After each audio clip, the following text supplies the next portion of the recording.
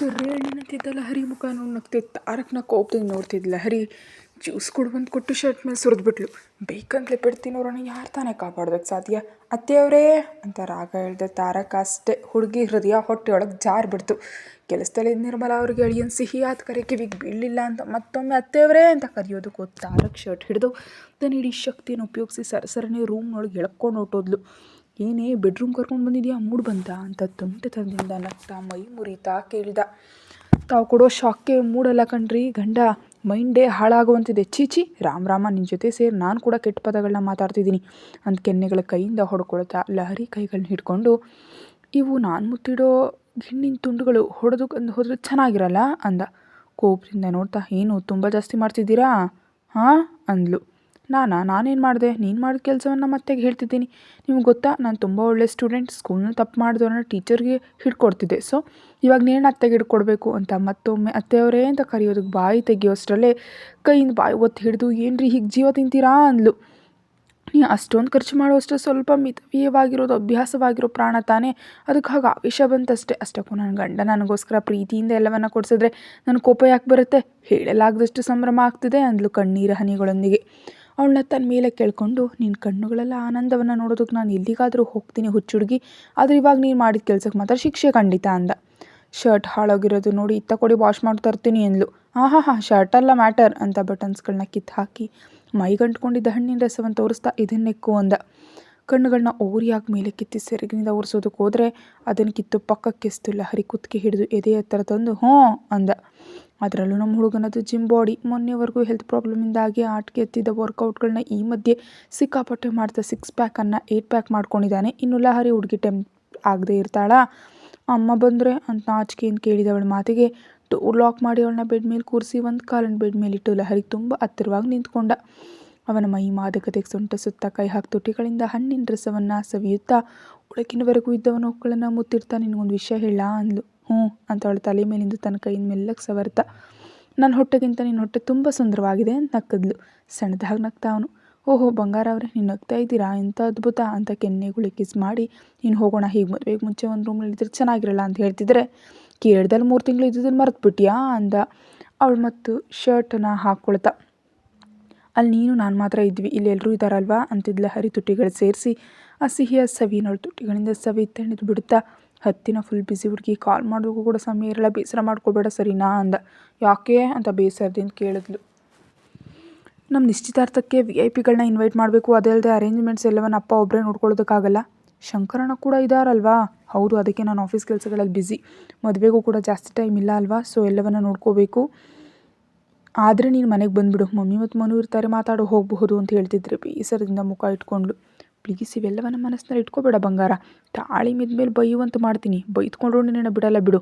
ಕೋಪದಲ್ಲೂ ಮುದ್ದಾಗಿ ಹೇಳ್ತಿದ್ರೆ, ಛೇ ಬೇಬಿ ನೀ ಹೀಗಿದ್ರೆ ನನಗೆ ಹೋಗೋದು ಮನಸ್ಸು ಬರಲ್ಲ, ನಗ್ತಾ ಕಳಿಸ್ಕೊಡು ಅಂದ. ಅವನಿಗೆ ಕೆಲಸಗಳಿರೋದ್ರಿಂದ ಸ್ವಲ್ಪ ಹಠವನ್ನು ಕಡಿಮೆ ಮಾಡಿ, ಸರಿ ಆದರೆ ದಿನಕ್ಕೆ 1 ಬಾರಿ ಆದರೂ ಫೋನ್ ಮಾಡಲಾ ಅಂದ್ಲು. ಬೇಡ, ಮದುವೆ ಆಗೋವರೆಗೆ ನಮ್ಮ ಮಧ್ಯೆ ಸ್ವಲ್ಪ ದೂರ ಇರಬೇಕು ಅಂತ ಹೇಳಿ ಮುಖ ಊದಿಸ್ಕೊಂಡು ಹೊರಗಡೆ ಬಂದು, ಬನ್ನಿ ಬಾವಿ ಹೇಳಿನವ್ರೆ ಅಂತ ನಮ್ಮನೆ ಮರ್ಯಾದೆನ ಸ್ವೀಕರಿಸಿ ಅಂತ ಘಮಘಮಿಸೋ ಅಡುಗೆಗಳನ್ನ ಪ್ಲೇಟ್ನಲ್ಲಿ ಬಡಿಸ್ತಿದ್ರೆ ಹಸ್ವಿಲ್ಲ ಬೇಡ ಅಂದ. ಅಮ್ಮ ನೀನು ಅಳಿಯನಿಗೆ ಹಸ್ವಿಲ್ವಂತೆ, ಬೇಡ ಅಂತಿದ್ದಾರೆ ಅಂತ ಜೋರಾಗಿ ಕೂಗಿದ್ಲು ಲಹರಿ. ಅಷ್ಟೇ ಕೊನೆಯದಾಗಿ ಹಪ್ಪಳ ಸುಡ್ತಿದ್ದು ನಿರ್ಮಲಾ ಅವ್ರು ಗಬಗಬನೆ ಬಂದು, ಅಯ್ಯೋ ಅದೇನು ಮಗನೇ ಹಸಿವಿಲ್ವಾ, ಏನಾಯ್ತು, ಹುಷಾರಿಲ್ವಾ? ಆದರೂ ಊರಿನವ್ರ ಕಣ್ಣೆಲ್ಲ ನಿಮ್ಮ ಮೇಲೆ ಇದೆ, ನನ್ನ ಅಡುಗೆ ಎಷ್ಟು ಸುಂದರ ಹೀರೋ ಥರ ಇದ್ದಾನಂತ ಇರಿ ದೃಷ್ಟಿ ತೆಗಿತೀನಿ ಅಂತ ಓಡೋಡು ಅಡುಗೆ ಮನೆಗೆ ಹೋಗಿ 1 ಹಿಡಿ ಉಪ್ಪು ಒಣಮೆಣಸಿನ್ಕಾಯಿ ತಂದು, ಮಗನೇ ಅವನ ಪಕ್ಕದಲ್ಲಿ ನೀನು ನಿಂತ್ಕೊ ಒಮ್ಮೆ ಅಂತ ಲಹರಿಯ ನಿಲ್ಲಿಸಿ ಇಬ್ಬರಿಗೂ ಸೇರಿಸಿ ದೃಷ್ಟಿ ತೆಗೆದ್ರು. ಹಸಿವಿಲ್ಲ ಅಂದರೆ ಹೀಗೆ ದೃಷ್ಟಿ ತೆಗಿತಾರಾ ಅಂದ ತಾರಕ್. ಅಮ್ಮ ದೃಷ್ಟಿ ಮಾತ್ರ ತೆಗೆದ್ಲು, ನಾನಾಗಿರೋ ಶುಂಠಿ ಕಷಾಯ ಮಾಡಿಕೊಡ್ತಿದ್ದೆ ಅಂತಿದ್ದ. ಅವಳನ್ನ ಕೋಪದಿಂದ ನೋಡಿ ನಿರ್ಮಲಾ ಅವ್ರು ಬರ್ತಿದ್ರೆ ಹೋಗಿ ಡೈನಿಂಗ್ ಟೇಬಲ್ ಹತ್ರ ಕೂತ್ಕೊಂಡ. ಸಣ್ಣದಾಗಿ ನಗ್ತಾ, ತಾರಕ್ ಬೇಡ ಅಂತಿದ್ರು ಪ್ಲೇಟ್ ತುಂಬ ತುಂಬಿಸಿ ಅವನು ತಿನ್ನೋ ಎಂತಿದ್ರೆ ಅತ್ತೆ ಸೆಂಟಿಮೆಂಟನ್ನು ಉಲ್ಟಾ ಅವನಿಗೆ ತಗಲುವಂತ ಮಾಡಿ ಪ್ಲೇಟ್ ಖಾಲಿ ಮಾಡಿಸಿದ್ಲು. ಎಲ್ದಕ್ಕೂ ರಿವೆಂಜ್ ತೊಗೊಳ್ತೀನಿ ಅಂತಂದ ಕೆಂಪಾದ ಮುಖದಿಂದ. ನಿಮಗೋಸ್ಕರ ವೆಯ್ಟ್ ಮಾಡ್ತಿರ್ತೀನಿ CEO ಸರ್ ಅಂತ ಕಾರವರೆಗೆ ಬಂದಳು. ನಿರ್ಮಲಾ ಅವರು ಕೂಡ ಅಳಿಯನನ್ನು ಕಳಿಸ್ಕೊಟ್ಟು ಕೆಲಸದಲ್ಲಿ ಮುಳುಗಿದ್ರೆ ಅಷ್ಟರಲ್ಲಿ ಕತ್ತಲಾಗಿದ್ದರಿಂದ ಹುಡುಗಿನ ಒಳಗಡೆ ಇಳಿದು ಮತ್ತೊಂದು ಸ್ಟ್ರಾಂಗ್ ಕಿಸ್ ಕೊಟ್ಟು ಬಾಯಿ ಹೇಳಿ ಹೊಟ್ಟೋದ. ಕಾರ್ ಕಣ್ಣಿಗೆ ಕಾಣಿಸಿದಷ್ಟು ದೂರ ಹೋಗೋವರೆಗೂ ಇದ್ದು ಮನೆಗೆ ಬಂದವಳಿಗೆ ಆ ಇಡೀ ದಿನ 1 ನಿಮಿಷದಲ್ಲಿ ಕಳೆದಂತ ಅನ್ನಿಸ್ತು. ಸ್ಯಾಡಿಸ್ಟ್ ಮಿಂಚಿನಂತ ಬಂದು ಮಾಯ ಮಾಡಿ ಮನಸ್ಸಲ್ಲಿ ಗಲಿಬಿಲಿ ಎಬ್ಸೋದ ಅಂತ ಮುದ್ದಾಗಿ ಬೈದ್ಕೊಳ್ತಾ ಪಿಲ್ಲುವನ್ನು ಗಟ್ಟಿಯಾಗಿ ಅಪ್ಕೊಂಡು ಮಲಗಿದ್ಲು. ನಿಶ್ಚಿತಾರ್ಥ ಮದುವೆ ಜವಾಬ್ದಾರಿಗಳನ್ನೆಲ್ಲ ವಾಸುದೇವ್ ಅವರೇ ತಗೊಂಡಿದ್ರಿಂದ ಲಹರಿ ಮನೆಯವ್ರಿಗೆ ದೊಡ್ಡ ಹೊರೆ ಏನಿರಲಿಲ್ಲ. ತಾರಕ್ನ ಬದಲಾವಣೆಗಾಗಿ ಇಡೀ ಮನೆ ರೆಡಿಯಾಗೇ ಇತ್ತು. ಲಹರಿ ತಮಗೋಸ್ಕರ ಟೆರೇಸ್ ಮೇಲೆ ಗಿಡಗಳ ಮಧ್ಯೆ ಒಂದು ರೂಮ್ ಡಿಸೈನ್ ಮಾಡಿಸ್ಕೊಂಡಿದ್ಲು. ಅದನ್ನು ಅಲಂಕರಿಸಿಕೊಂಡು ತನ್ನ ಟೇಸ್ಟಿಗೆ ತಕ್ಕಂತೆ ಬದಲಾಯಿಸ್ಕೊಂಡಿದ್ಲು. ವಾರವಾಯಿತು ತಾರಕ್ ಜೊತೆ ಮಾತಾಡಿ. ಒಂದೇ ಊರಿನಲ್ಲಿದ್ದರೂ ಮಾತಾಡಲು ನೋಡಲು ಸಾಧ್ಯ ಆಗ್ತಿಲ್ಲ ಅಂತ ಅವನಿಗೆ ಕಾಲ್ ಮಾಡಿದ್ರೆ ಹೊಸದಾಗಿ ಅಪಾಯಿಂಟ್ ಆಗಿದ್ದ PA ಕಾಲ್ ರಿಸೀವ್ ಮಾಡಿ ತಾರಕ್ನ ಶೆಡ್ಯೂಲ್ ಹೇಳಿದ. ಅವನ ಡಿಸ್ಟರ್ಬ್ ಮಾಡೋದು ಯಾಕೆ ಅಂತ ಮನುಳನ್ನು ನೋಡೋದಕ್ಕೆ ಅವಳ ಮನೆಗೆ ಹೋದ್ಲು. ಮನೆಗೆ ಹೊಸ ಕಳೆ ಬಂದಿತ್ತು. ಮನೆ ತುಂಬ ಕೆಲಸದವರಿಂದ ಗಡಿಬಿಡಿ ಆಗಿಬಿಟ್ಟಿತ್ತು. ಪ್ರತಿಯೊಂದು ಹತ್ರ ನಿಂತು ಯಾವುದು ಎಲ್ಲೆಲ್ಲಿ ಇಡಬೇಕು ಅಂತ ಹೇಳ್ತಿದ್ದ ಕಸ್ತೂರಿ ಅವ್ರು ಬರ್ತಿದ್ದ ಲಹರಿಯನ್ನು ನೋಡಿ ಎದುರಿಗೆ ಬಂದು ಇಷ್ಟು ದಿನಗಳಿಗೆ ನೆನಪಾದವ ಸೊಸೆ ಅಂದರು. ಅದೇನಿಲ್ಲ ಅತ್ತೆಯವರೇ, ಅಲ್ಲಿ ಸ್ವಲ್ಪ ಕೆಲಸಗಳಷ್ಟೇ ಅಂತ ನೀವು ಹೋಗಿ ರೆಸ್ಟ್ ತಗೊಳ್ಳಿ, ನಾನು ನೋಡ್ಕೊಳ್ತೀನಿ ಅಂದ್ಲು. ಬೇಡ ಮುಗೀತು ಬಿಡು, ಕೆಲಸದವ್ರು ನೋಡ್ಕೊಳ್ತಾರೆ ಅಂತ ಒಳಗಡೆ ಕರ್ಕೊಂಡು ಹೋದರು. ಮನು ಹಾಲ್ನಲ್ಲಿದ್ದು ಫೋಟೋ ಫ್ರೇಮ್ಗಳನ್ನ ಸೆಟ್ ಮಾಡಿಸ್ತಿದ್ದಾಳೆ. ಹಿಂಬದಿಯಿಂದ ಹೋಗಿ ಅವಳನ್ನ ಅಪ್ಕೊಂಡು ಹೇಗಿದೆಯಾ ಅಂದ್ಲು. ನನಗೇನು ತುಂಬ ಚೆನ್ನಾಗಿದ್ದೀನಿ ಅಂತ ನಕ್ಕು. ಅರೆ ಅದಕ್ಕೆ ಮದುವೆ ಕಳೆ ಬಂದಿದೆ ನಿನ್ನಲ್ಲಿ ಅಂತ ರೇಗಿಸ್ತಿದ್ರೆ ನಿನ್ನ ಮುಖದಲ್ಲಿ ಗ್ಲೋ ಬಂದಿದೆ ಹುಡುಗಿ ಅಂತ ನಕ್ಕದ್ಲು. ಇಬ್ಬರು ಬಂಗಾರದ ಗೊಂಬೆಗಳಂತಿದ್ದಾರೆ ಅಂತ ದೃಷ್ಟಿ ತೆಗೆದು ಲಹರಿ ಮದುವೆಗೆ ಸೀರೆಗಳನ್ನ ತರಿಸಿದ್ದೀನಿ, ಧರ್ಮ ಅವರಿಂದ ನೀವಿಬ್ಬರು ಸೆಲೆಕ್ಟ್ ಮಾಡ್ಕೊಳ್ಳಿ, ಅವುಗಳ ಮೇಲೆ ವರ್ಕ್ ಮಾಡಿಸ್ಬೇಕು ಅಂತ ಇಬ್ಬರನ್ನು ಕರ್ಕೊಂಡು ಹೋಗಿ 2 ಕಂತೆಗಳಿದ್ದ ರೇಷ್ಮೆ ಸೀರೆಗಳ ಮುಂದೆ ಕೂರಿಸಿದ್ರು. ಅಬ್ಬಾ ಮಮ್ಮಿ ಇವೆಲ್ಲ ನನ್ನ ಕೈಯಿಂದ ಆಗಲ್ಲ, ನಿನಗೆ ಇಷ್ಟ ಆದದನ್ನು ನೀನೇ ಸೆಲೆಕ್ಟ್ ಮಾಡು, ಇಲ್ದಿದ್ರೆ ಅದಕ್ಕೆ ನಿನಗೆ ಇಷ್ಟವಾದದ್ದು ನೋಡೋದಕ್ಕೆ ಹೇಳು ಅಂದ್ಲು ಮನು. ನಾನು ಹೆಲ್ಪ್ ಮಾಡ್ಲಾ ಅಂತ ಕೇಳಿಸ್ತು ತಾರಕ್ ಧ್ವನಿ. ಆಸೆಯಿಂದ ಆತುರದಿಂದ ನೋಡಿದ ಲಹರಿಗೆ ಕೋಟನ್ನು ಹೆಗಲ ಮೇಲೆ ಹಾಕ್ಕೊಂಡು ಸುಸ್ತಾದ ಮುಖದೊಂದಿಗೆ ಕಾಣಿಸ್ತಾ ತಾರಕ್, ವಾರ ಆಯಿತು ಕಂದ ನೀನು ಮನೆಗೆ ಬಂದು ಎಲ್ಲೋಗಿದ್ದೆ ಅಂತ ಕಸ್ತೂರಿ ಅವ್ರ ಮುಂದೆ ಹೋದರು. ಹನಿಮೂನ್ಗೆ ಲಾಂಗ್ ಲೀವ್ ಬೇಕಂದಿದ್ದಕ್ಕೆ ನಿಮ್ಮ ಗಂಡ ಆಫೀಸ್ ಕೆಲಸನೆಲ್ಲ ಇವಾಗಲೇ ಕಂಪ್ಲೀಟ್ ಮಾಡಲು ಹೇಳಿದ್ದಾರೆ ಮಮ್ಮಿ, ನಾನೇನು ಮಾಡಲಿ ಅಂದಿದ್ದ ತಾರಕ್ ಮಾತಿಗೆ ಲಹರಿ ಹುಡುಗಿ ಕೆನ್ನೆಗಳು ಕೆಂಪಾದವು. ಹಾಗಂದ್ರೆ ಅವರು ಇವಾಗ ಅವ್ರ ಕತೆ ಹೇಳ್ತೀನಿ ಅಂತ ಮಗನ ಮೇಲಿನ ಪ್ರೀತಿಯಿಂದ ಗಂಡನ ಮೇಲೆ ಕೋಪ ಮಾಡ್ಕೊಳ್ಳೋದು ಕಸ್ತೂರಿ ಕೆಳಗೆ ಹೋದರೆ ಅವ್ರ ಮಧ್ಯೆ ಯಾಕೆ ಅಂತ ಮೆಲ್ಲಗೆ ಮನು ಕೂಡ ಜಾರು ಹೋದ್ಲು. ಏನು ಹುಡುಗಿ ಈಗ ಬಂದಿದೆಯಾ ನೆನಪಾದ್ನಾ ಅಂತ ತುಂಟತನದಿಂದ ಕೇಳ್ತಾ ಮುಂದಕ್ಕೆ ಬರ್ತಿದ್ದ ತಾರಕ್ ಬರೋ ಮುನ್ನವೇ ವೇಗವಾಗೋ ಗಟ್ಟಿಯಾಗಿ ಅವನ್ನ ಹಗ್ ಮಾಡಿಕೊಂಡು ಮಿಸ್ ಯು ಅಂದ್ಲು. ಅಯ್ಯೋ ಸಾಲದು ಹುಡುಗಿ, ನೀನು ನನ್ನ ಸರಿಯಾಗಿ ಮಿಸ್ ಮಾಡ್ಕೊಂಡಿಲ್ಲ ಅಂತ ಚೇಷ್ಟೆಯಿಂದ ಅಂತಿದ್ದ ತಾರಕ್ನ ವಿಚಿತ್ರವಾಗಿ ನೋಡ್ತಾ ಏನೋ ಅಂದ್ಲು. ಲಹರಿ ಸೊಂಟದ ಮೇಲೆ ಬೆಳ್ಳಗಣ್ಣು ಆಡಿಸ್ತಾ, ನೀನು ಅಷ್ಟೊಂದು ನನ್ನ ಮಿಸ್ ಮಾಡ್ಕೊಂಡಿದ್ರೆ ಬಂದ ತಕ್ಷಣ ಹಗ್ ಮಾಡ್ಕೊಂಡು ಕಿಸ್, ಅದು ಲಿಪ್ ಟು ಲಿಪ್ ಕಿಸ್ ಕೊಡ್ತಿದ್ದೆ, ಆದರೆ ನೀನು ಹಾಗೆ ಮಾಡಲಿಲ್ಲ ಅಂದರೆ ಸರಿಯಾಗಿ ಮಿಸ್ ಮಾಡ್ಕೊಂಡಿಲ್ಲ ಅಂತ ತಾನೇ ಅರ್ಥ. ಬೀಟ್ರೂಟ್ ಬಣ್ಣಕ್ಕೆ ತಿರುಗಿದ ಮುಖದಿಂದ ನನ್ನನ್ನು ಹೇಗೆ ಕಾಡಬೇಕು ಅನ್ನೋದ್ರ ಮೇಲೆ ಗಿನ್ನಿಸ್ ರೆಕಾರ್ಡ್ಗಾಗಿ ಟ್ರೈ ಮಾಡ್ತಿದ್ದೀರಾ ಅಲ್ವಾ ಅಂದ್ಲು ಮೂಗಿನ ಹೊಳ್ಳಿಗಳ ಅದರಿಸುತ್ತಾ. ಮತ್ತೆ ನೀನು ನನ್ನ ಜೊತೆ ಸಮನಾಗಿ ಲವ್ವನ್ನು ಟಾರ್ಚರನ್ನು ಕೊಡೋದು ಅಂದರೆ ಸಾಹಸ ಅಂತ ಹೇಳಬೇಕು ಅಂತ ನಗ್ತಾ ಮುದ್ದಾಗ ಆಕರ್ಷಿಸ್ತಿತ್ತು ತುಟಿಗಳ ಮುತ್ತಿಟ್ಟು ಮಿಸ್ ಯು ಕಣೆ ಹುಚ್ಚಿ ಅಂದ. ಅವನ ಸ್ಪರ್ಶಕ್ಕೆ ಹುಡುಗಿ ಕೋಪ ಎಲ್ಲ ಓಡಿ ಹೋಗಲು ಎದೆಗೆ ತಲೆ ಇಟ್ಟು ಮಿಸ್ ಯು 2 3 ಮಚ್ ತಾರಕ್, ನಾನು ಹೀಗೆ ಬದಲಾಯಿಸಿ ಚೆನ್ನಾಗಿ ಆಟ ಆಡಿಸ್ತಿದ್ಯಾ ಅಂದ್ಲು. ಮತ್ತೆ ನನಗೋಸ್ಕರ ಹಂಬಲಿಸ್ಬೇಕಂತ ಹೇಳಿದ್ದೆ, ಮರ್ತು ಹೋದರೆ ಹೇಗೆ, ಸೀರೆ ಸೆಲೆಕ್ಟ್ ಮಾಡಿದ್ಯಾ ಅಂದ. ಇಲ್ಲ ನೀನೇ ನೋಡು, ನಿನಗೆ ಯಾವ್ದು ಇಷ್ಟ ನನಗೆ ಅದೇ ಇಷ್ಟ ಆಗುತ್ತೆ ಅಂದ್ಲು. ಬೆಡ್ ಮೇಲಿದ್ದೆಲ್ಲ ಸೀರೆಗಳನ್ನ ನೋಡ್ತಾ ಕೆಂಪು ಮತ್ತು ಬಿಳಿ ಬಣ್ಣದ ದೊಡ್ಡ ಅಂಚಿರೋ ರೇಷ್ಮೆ ಸೀರೆ ತೆಗೆದು, ಈ ಕಲರ್ ಎವರ್ ಗ್ರೀನ್ ಅಲ್ವಾ, ಇದನ್ನು ತಗೋ ಕಣೆ, ನನಗೂ ಹೀಗೆ ಇದ್ರೂ ಪಂಚತಾನೆ ಮ್ಯಾಚ್ ಆಗುತ್ತೆ ಅಂತ ಹೇಳಿ ಗೃಹ ಪ್ರವೇಶಕ್ಕೆ ವ್ರತಕ್ಕೆ ಎಕ್ಸ್ಟ್ರಾವಾಗಿ ಮತ್ತಷ್ಟು ಸೀರೆಗಳನ್ನ ಸೆಲೆಕ್ಟ್ ಮಾಡಿ ಮನುಗೂ ತಾನು ತೆಗೆದ ಫಿಕ್ಸ್ಗಳನ್ನ ವಾಟ್ಸಪ್ನಲ್ಲಿ ಕಳಿಸಿದ. ಎಲ್ಲವೂ ತುಂಬ ಇಷ್ಟವಾಗಿ ಸೂಪರ್ ಅಂತ ರಿಪ್ಲೈ ಕಳಿಸಿದ್ಲವಳು. ಸೀರೆಗಳ ಸೆಲೆಕ್ಷನ್ ಓವರ್ ಅಂತ ಬಟನ್ಸ್ ಬಿಚ್ಚೆಲ್ಲ ಹರಿ ಕೊಡ್ತಿದ್ದ ಟವಲ್ ತೊಗೊಂಡು ಫ್ರೆಶ್ ಆಗೋದಕ್ಕೆ ಹೋದ. ಅವನು ಬರೋವಷ್ಟರಲ್ಲಿ ಬಟ್ಟೆ ಜೊತೆ ಬಿಸಿ ಬಿಸಿ ಕಾಫಿ ಕೂಡ ತಂದಿದ್ಲು ಲಹರಿ. ಕೆಳಗತ್ತೆ ಮಾವನವ್ರ ಮೇಲೆ ಕಾಳಿ ಥರ ಆಡ್ತಿದ್ದಾರೆ, ಎಲ್ಲರನ್ನ ಸಿಲುಕ್ಸೋದೆ ನಿನ್ನ ಕೆಲಸನಾ ಅಂತ ಕೇಳಿದ್ಲು. ನೀರು ಸೋರ್ತಿದ್ದ ತಲೆಯನ್ನು ನೋಡಿ ಮತ್ತೊಂದು ಟವಲ್ ತೊಗೊಂಡು ತಾರಕ್ ತಲೆ ಒರೆಸ್ತಿದ್ರೆ ಸಣ್ಣ ಸಣ್ಣ ಎಂಜಾಯ್ಮೆಂಟ್ಸ್ ಕೂಡ ಇಲ್ದಿದ್ರೆ ಹೇಗೆ, ಕಣ್ಮುಂದೆ ಕವಿಸ್ತಿದ್ದ ಹುಡುಗಿ ಸೌಂದರ್ಯ ಕರಗ್ತಾ ಬಟ್ಟೆ ಸೈಡಿಂದ ಕೈಗಳು ಹಾಕಿ ನುಣುಪಾದ ಸೊಂಟವನ್ನು ಮಸಾಜ್ ಮಾಡ್ತಿದ್ದ. ಚುಪ್ ಸರಿಯಾಗಿ ಅಂತ ಗದರಿ ತಲೆ ಒರೆಸಿ, ಕಾಫಿ ಕುಡೀರಿ, ಫೀಲ್ ಬೆಟರ್ ಅಂತ ಹೇಳಿ ಬಟ್ಟೆ ಹಾಕೊಳ್ಳಿ, ಅತ್ತೆಗೆ ಸೀರೆಗಳನ್ನ ತೋರಿಸ್ತೀನಿ, ಇಲ್ದಿದ್ರೆ ಮಾವನವ್ರನ್ನ ಇವಾಗಲೇ ಬಿಡಲ್ಲ ಅವರು ಅಂತ ಹೋಗ್ತಿದ್ದು ಅವಳನ್ನ ತಡೆದು, ಈ ಮದುವೆ ಇಷ್ಟ ತಾನೇ ಅಂದ. ಹುಚ್ಚಿ ಥರ ಎಕ್ಸ್ಪ್ರೆಷನ್ಸ್ ಕೊಟ್ಲ ಹುಡುಗಿ. ಹೇಳೆ ಅಂತ ತನ್ನ ಮೇಲೆ ಕೇಳಿಕೊಂಡು, ಇವಾಗ ನನ್ನ ಮೇಲಿರೋ ಇಷ್ಟದಿಂದಲೋ ಪ್ರೀತಿಯಿಂದಲೋ ಅಲ್ಲ, ನಿನ್ನ ಮನಸ್ಸಿನಲ್ಲಿ ನನ್ನೊಂದಿಗೆ ಮದುವೆ ಆದಮೇಲೆ ಹ್ಯಾಪಿಯಾಗಿರ್ತೀನಿ ಅಂತ ಅನ್ನಿಸ್ಬೇಕು, ಸ್ಟೇಟಸ್ ಬಗ್ಗೆ ಬೇಸರ ಪಡೋದಿರಬಾರ್ದು, ಆ್ಯಂಡ್ ಲಾಸ್ಟಾಗಿ ನನ್ನ ಕೋಪವನ್ನ ಟೆಂಪರನ್ನು ತಡ್ಕೊಳ್ಬೇಕು, ತಡ್ಕೊಳ್ತೀಯಾ ಅಂತ ನೇರವಾಗಿ ಕಣ್ಣುಗಳು ನೋಡ್ತಾ ಅಂದ. ಮದುವೆ ಅನ್ನೋದು ಗ್ಯಾರಂಟಿ ವಾರಂಟಿ ಪೇಪರ್ ನೋಡಿ ಮಾಡ್ಕೊಳ್ಳೋದ್ರಲ್ಲ.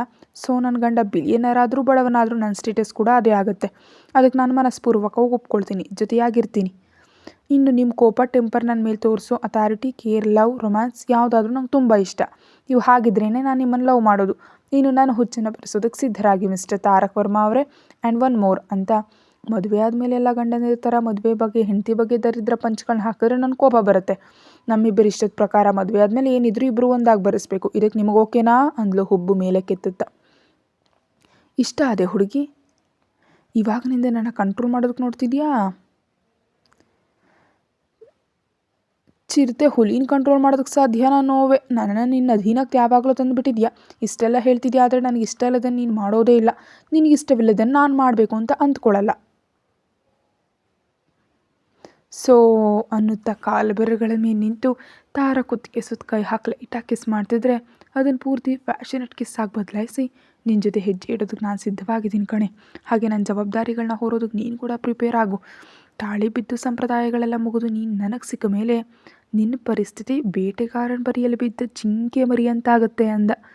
ಇವಾಗಲೂ ಎದುರಿಸೋದೇನಾ ಅಂತ ಮೂತಿಯನ್ನು ತಿರುಗದ್ಲು. ಅಷ್ಟಲ್ಲೇ ಕಸ್ತೂರಿ ಅವರು ಕರೀತಿದ್ರೆ ಇಬ್ಬರು ಬಿಡಿಸ್ಕೊಂಡು ಕೆಳಗಡೆ ಹೋದರು. ಕೆಳಗೆ ಹೋಗುವಷ್ಟರಲ್ಲಿ ಮುಖ ತಿರುಗಿಸ್ಕೊಂಡು ಕೂತಿದ್ದ ಅಪ್ಪ ಅಮ್ಮನನ್ನು ನೋಡಿ, ಮಮ್ಮಿ ವಾಟ್ ಹ್ಯಾಪನ್, ಯಾಕೆ ಆಪೋಸಿಟ್ ಹೋಲ್ಸ್ ಥರ ಅಷ್ಟು ದೂರದಲ್ಲಿದ್ದೀರಾ ಅಂತ ಕೇಳ್ದ ತಾರಕ್. ಮಾಡಿದ್ನೆಲ್ಲ ಮಾಡಿ ಏನೂ ತಿಳಿಯದ ಅಮಾಯಕನಂತೆ ಹೇಗೆ ಕೇಳ್ತಿದ್ದ ನೋಡಿ ಅಂತ ಅಂದ್ಕೊಂಡ್ಲು ಲಹರಿ ಮನಸ್ಸಲ್ಲಿ. ಡ್ಯಾಡ್, ಏನು ಡ್ಯಾಡ್, ನೀನು ವರ್ಕ್ ಮಾಡ್ತಿದ್ಯಾ ಅಂತ ನಿಮ್ಮಮ್ಮನಿಗೆ ನನ್ನ ಮೇಲೆ ಚಾಡಿ ಹೇಳ್ತೀಯಾ? ಹನಿಮೂನ್ಗಾಗಿ ಎಲ್ಲವನ್ನ ಕ್ಲಿಯರ್ ಮಾಡಬೇಕು ಅಂತ ನೀವೇ ತಾನೇ ಓವರಾಗಿ ವರ್ಕ್ ಮಾಡ್ತಿದ್ದೀರಾ, ಆ ವಿಷಯ ಹೇಳಿಲ್ವಾ ಅಂದರು ವಾಸುದೇವ್ ಅವರು ಮಗನ ಮೇಲೆ ಬರುತ್ತಾ ಎಗರಾಡ್ತಿದ್ರು. ಆಗ ನೆನಪಾಯಿತು, ಆಲೋಚನೆಯಿಂದ ಹೊರಬಂದ ನಮ್ಮ ಹುಡುಗನಿಗೆ ತಂದೆ ಮೇಲೆ ತಾಯಿಗೆ ಕಂಪ್ಲೇಂಟ್ ಕೊಟ್ಟಂತಹ ವಿಷಯ. ಪಾಪ ನಮ್ಮ ಹುಡುಗನಿಗೆ ಇವಾಗ ನೆನಪಾಯಿತು. ಸಣ್ಣ ನಗುವಿನೊಂದಿಗೆ, ಅದಕ್ಕೇನಾ ನಿಮ್ಮ ಗಲಾಟೆ ಅಂತ ಅಂತಿದ್ರೆ, ನಾನು ಕಂಪ್ನಿಗೆ ಚೇರ್ಮನ್, ನನ್ನ ಮಾತನ್ನು ನೀನು ಕೇಳಬೇಕಾ ಇಲ್ವಾ, ಅದನ್ನು ಹೇಳೋ ಮೊದಲು ಅಂತಂದರು ಅವರು ತುಂಬ ಗಂಭೀರವಾಗಿ. ಅಯ್ಯೋ ಚೇರ್ಮನ್ ಅವರೇ, ನಿಮ್ಮ ಮಾತಿನ ನಂತರವೇ ನನ್ನ ಮಾತು ಇಲ್ಲ ಅಂತ ಇವಾಗ ಯಾರಂದರು ಅಂದ ಮನು ಪಕ್ಕದಲ್ಲಿ ಕೂತ್ಕೊಳ್ತಾ.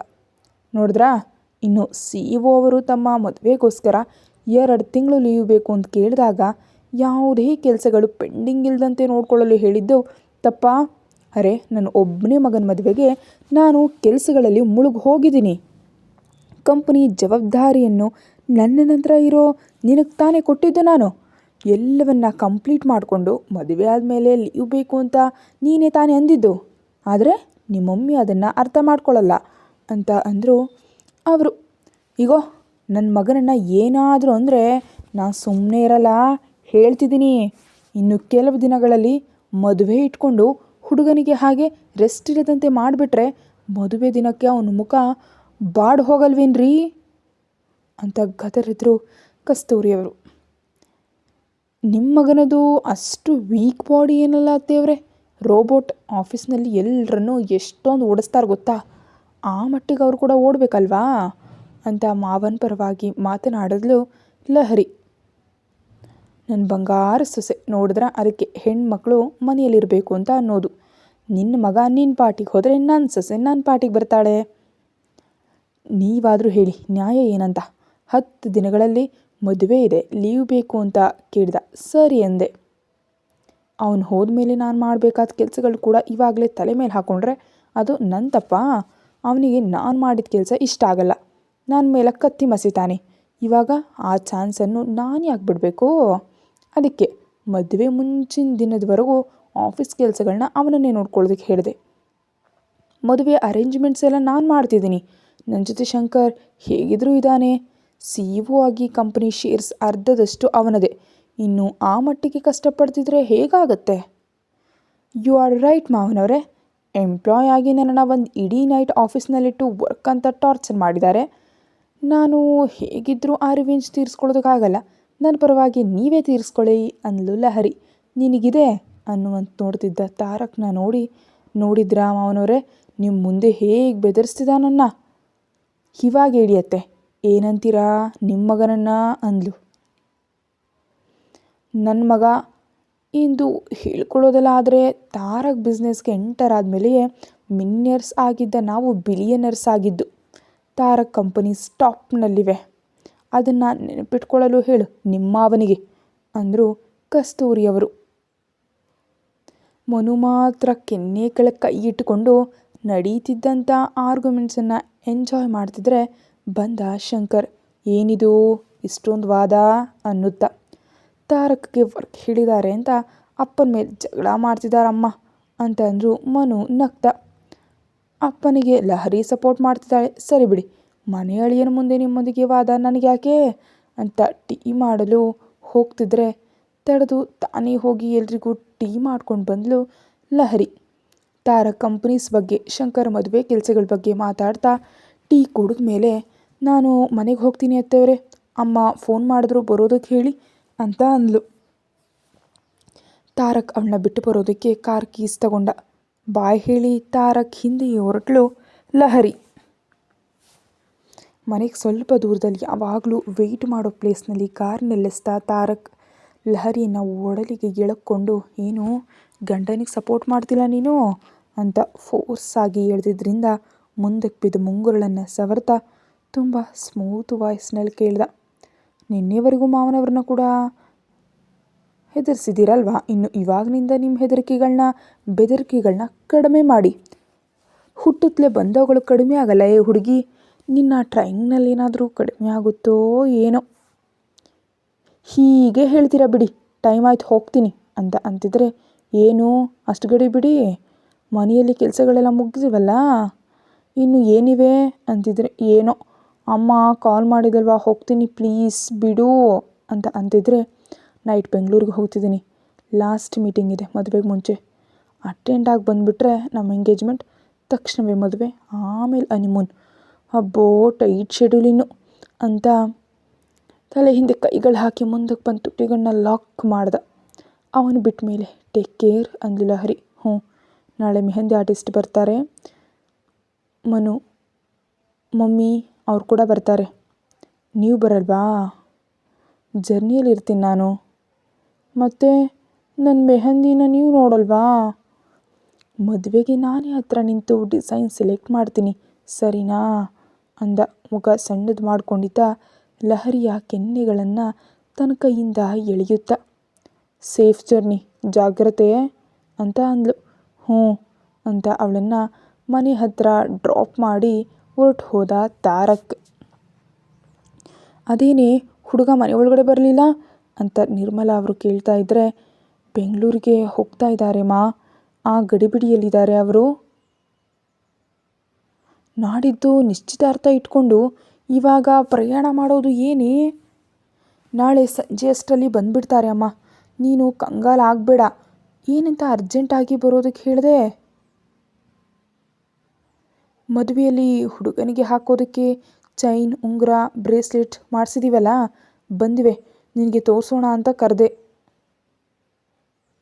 ಹೌದಾ ಅಂತ ಸಂಭ್ರಮದಿಂದ ಹೋದ ಲಹರಿ ತಾನು ಭಾಸ್ಕರ್ ಅವರು ಸೇವ್ ಮಾಡಿದ ಮನೆಯಿಂದ ತಾರಕ್ಕಾಗಿ ತೊಗೊಂಡು ವಸ್ತುಗಳನ್ನ ಮುಟ್ಟು ನೋಡ್ತಾ, ತುಂಬ ಚೆನ್ನಾಗಿವೆ ಕಣಮ್ಮ ಅಂದ್ಲು ಮೆರಿತಾ ಇರೋ ಕಣ್ಣುಗಳಿಂದ ತುಂಬ ಸಂತೋಷದಿಂದ. ನೀನು ಕೂಡಿಟ್ಟಿದ್ದಂತಹ ದುಡ್ಡಿನಿಂದ ಆ ಹುಡುಗನಿಗೆ ನಮ್ಗೆ ಎಲ್ಲವನ್ನ ಕೊಟ್ಬಿಟ್ಟೆ, ನಾಳೆ ನಿನಗೇನಾದರೂ ಅವಶ್ಯಕತೆ ಬಂದರೆ ಏನು ಮಾಡ್ತೀಯೇ? ಮದುವೆ ಆದಮೇಲೆ ನನ್ನ ಅವಶ್ಯಕತೆಗಳನ್ನೆಲ್ಲ ಅವರೇ ನೋಡ್ಕೊಳ್ತಾರೆ, ಒಂದು ವೇಳೆ ನೋಡ್ಕೊಳ್ಳಿಲ್ಲ ಅಂತಂದರೆ ಅವ್ರ ಮೇಲೆ ಗಲಾಟೆ ಮಾಡಿ ತವರಿಗೆ ಬಂದುಬಿಡ್ತೀನಿ ಅಷ್ಟೇ. ನನಗೋಸ್ಕರ ಹುಡುಕೊಂಡು ಅವರು ಕೂಡ ಬರಬೇಕು ಅಂತ ನಗ್ತಿದ್ರೆ ತಲೆ ಮೇಲೆ ಮೊಟ್ಟಿ, ದೊಡ್ಡ ಘನಕಾರ್ಯ ಬಿಡು ಅಂದರು ಅವರು ಚಿಕ್ಕ ಕೋಪದಿಂದ. ಒಂದು ವೇಳೆ ಬರೆದಿದ್ರೆ ಅಂತ ಕೇಳಿಸಿದ್ವನಿಗೆ ಹಿಂತಿರುಗಿ ನೋಡಿದ ಲಹರಿಗೆ ಡೋರ್ಗೆ ಹೊರಗೆ ನಿಂತು ಕಾಣಿಸ್ತಾ ತಾರಕ್. ಕೈಯಲ್ಲಿದ್ದ ಒಡವೆಗಳನ್ನ ಹಿಂಬದಿಗಿಟ್ಟು ಬಚ್ಚಿಟ್ಟು, ತಾರಕ್ ನೀ ಹೋಗ್ಲಿಲ್ವಾ ಅಂತ ತಡಬಡಾಯಿಸಿದ್ವು ಲಹರಿ ಮಾತುಗಳು. ಕತೆ ಮುಂದುವರಿಯುತ್ತೆ. ಹೆಚ್ಚಿನ ವಿಡಿಯೋವನ್ನು ನೀವು ಯೂಟ್ಯೂಬ್ಗಿಂತ ಮೊದಲು ಪ್ರತಿಲಿಪಿಯಲ್ಲಿ ಓದಿ, ಲಿಂಕ್ ಡಿಸ್ಕ್ರಿಪ್ಷನ್ನಲ್ಲಿರುತ್ತೆ.